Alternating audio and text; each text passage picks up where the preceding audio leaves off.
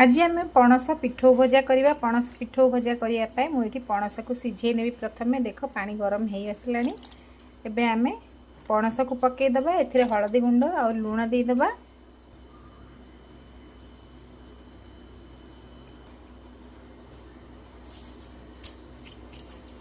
यह आम घोड़े नबा 10 रु 15 मिनिट सीझे नबा।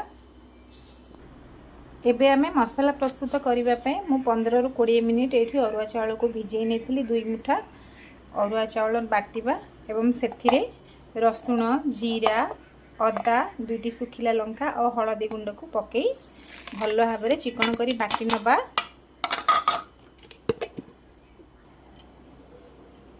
एबे आमर मसला रेडी हो जाए। आमे लुण और गरम मसला ऐड करी पिठौ भजा आरंभ करवा। एथिरे मु किछि राशि ऐड करी। हमर पणस भी सीझी आसलानी। एबे आम